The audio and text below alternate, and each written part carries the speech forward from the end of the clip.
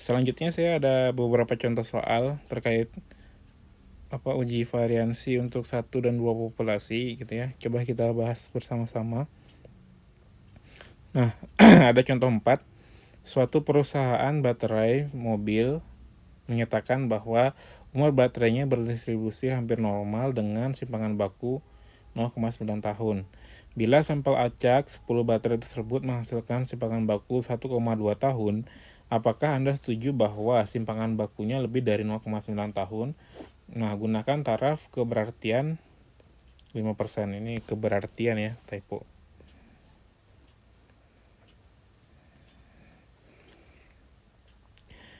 Oke, jadi ini adalah kasus uji variansi satu populasi ya.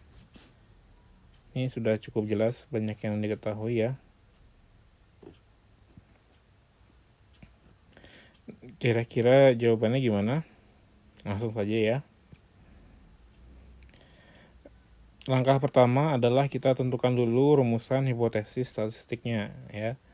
Di sini dari soal ditanyakan apakah simpangan baku lebih dari 0,9 atau variansi lebih dari 0,81 gitu ya.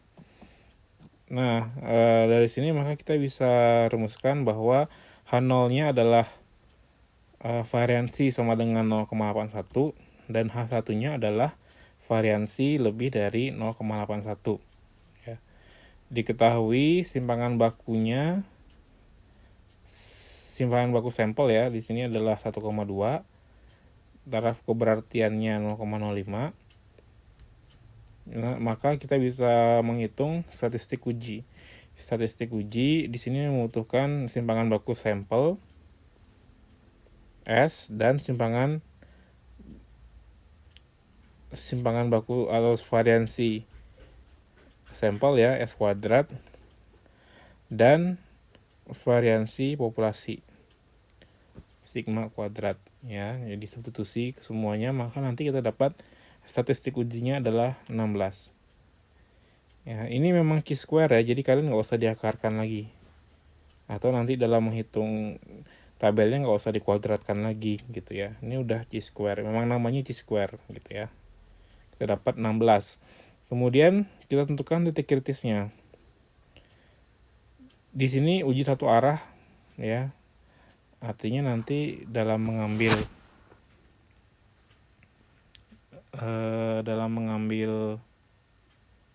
kesimpulan, jadi kita hanya melihat dari daerah kritis di satu sisi, di satu ekor ya, atau di satu tail gitu ya. Nah, titik kritisnya adalah dengan menggunakan tabel chi-square kita peroleh 16,919 ya. Dari sini kita lihat bahwa karena H1-nya variansinya lebih dari 0,81, ini udah saya kasih clue, artinya daerah minggu lalu ya, saya sudah sempat kasih clue cara menentukan daerah kritis ya. Jadi kalau H1-nya adalah lebih dari, maka daerah kritisnya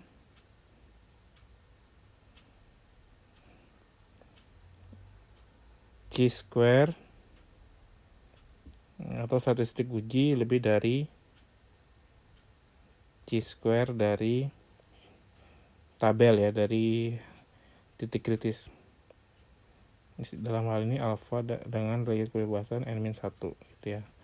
Ini harus lebih dari. Nah, ini daerah kritis atau daerah penolakan H0. Namun di sini yang kita dapatkan adalah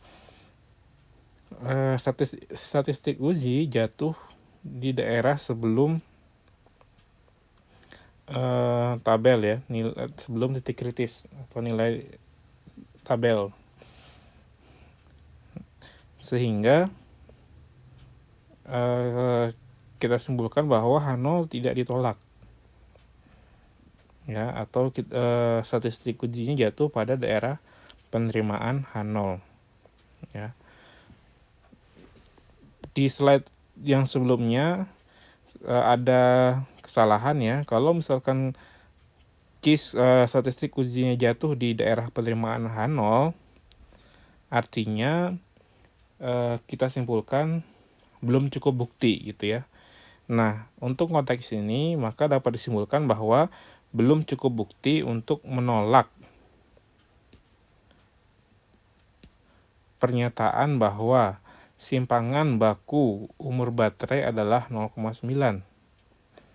Ya, jadi dapat disimpulkan bahwa belum cukup bukti untuk menolak pernyataan bahwa simpangan baku umur baterai adalah 0,9. Itu ya. Atau ini juga ada dua ya alternatifnya.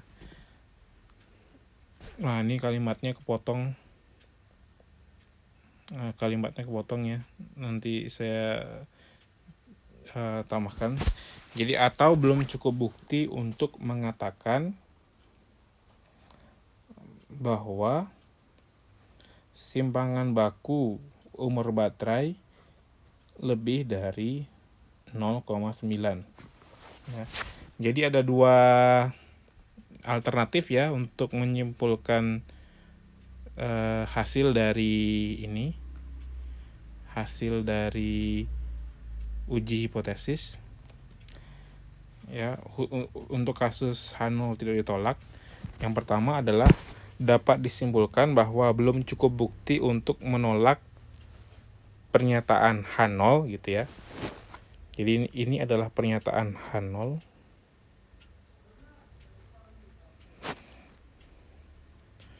Atau belum cukup bukti untuk mengatakan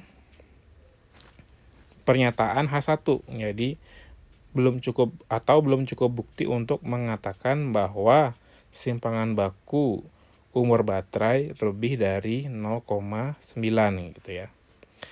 Di sini saya nggak tahu kepotong ya, nanti kalian bisa tambahkan sendiri ya dari yang saya ucapkan ini. Jadi ada dua alternatif ya untuk menyatakan kesimpulan dari H0 tidak ditolak. Untuk contoh selanjutnya adalah kasus variansi dengan dua populasi ya. Jadi ini saya menggunakan contoh 2 ya. Hanya saja parameternya saya ganti dengan parameter variansi.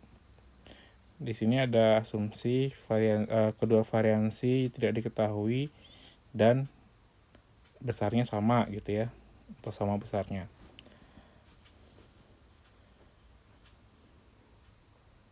Ujilah anggapan ini. Gunakan taraf keberartian 0,1. Ya. Jadi sama langkah pertama yang harus kita lakukan adalah menentukan rumusan hipotesis statistik. Ya. Jadi kita misalkan sigma 1 kuadrat dan sigma 2 kuadrat adalah variansi populasi dari masing-masing kausan bahan 1 dan bahan 2. Maka rumusan hipotesis statistik yang akan diuji adalah H0 sama dengan H0 adalah sigma 1 kuadrat sama dengan sigma 2 kuadrat. Dan hipotesis tandingannya atau H1 adalah sigma 1 kuadrat tidak sama dengan sigma 2 kuadrat. Dengan tingkat keberartian atau alfa 0,1. Di sini statistik uji yang kita gunakan adalah statistik F ya, atau Fisher, yaitu S1 kuadrat dibagi dengan S2 kuadrat. S1 kuadrat dan S2 kuadrat ini diketahui ya di soal. Jadi kalian bisa lihat di contoh 2. Kita peroleh statistik ujinya adalah 0,64. Nah, dari sini juga kita bisa tahu bahwa ini yang kita lakukan adalah uji hipotesis 2 arah. Sehingga untuk daerah kritisnya ada 2 ya. Bisa dikurang dari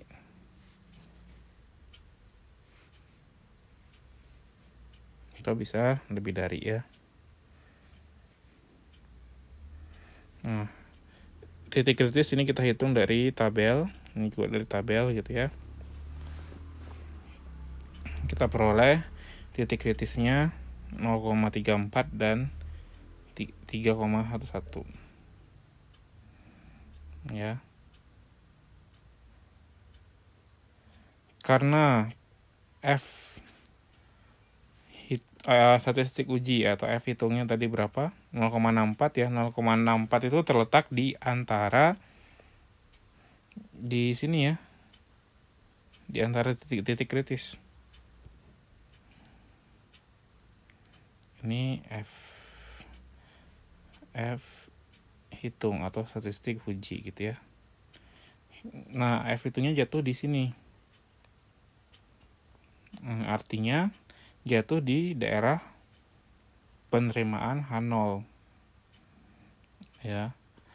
Maka di sini kita sama kayak kasus sebelumnya ya, H0 tidak ditolak ya, sehingga atau jangan tolak H0 ya.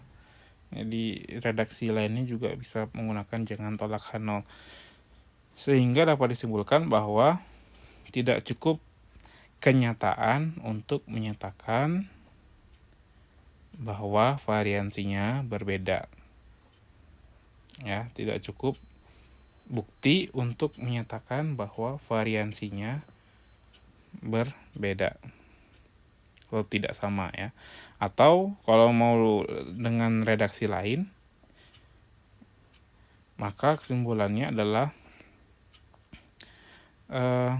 tidak cukup bukti untuk menolak pernyataan bahwa variansi kausan bahan 1 sama dengan variansi kausan bahan 2 gitu ya.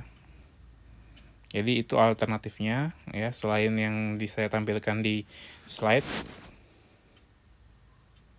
Selain yang ini, bisa menggunakan belum cukup bukti untuk menolak pernyataan bahwa variansi kausan bahan 1 sama dengan variansi kausan bahan 2. Gitu ya. Jadi saya harap di sini kalian bisa mengerti ya. Ini merupakan akhir dari uji hipotesis ya. Jadi kita sudah membahas uji hipotesis untuk kasus rataan baik 1 dan 2 populasi serta pengamatan berpasangan. Kemudian untuk uji hipotesis untuk variansi 1 dan 2 populasi ya.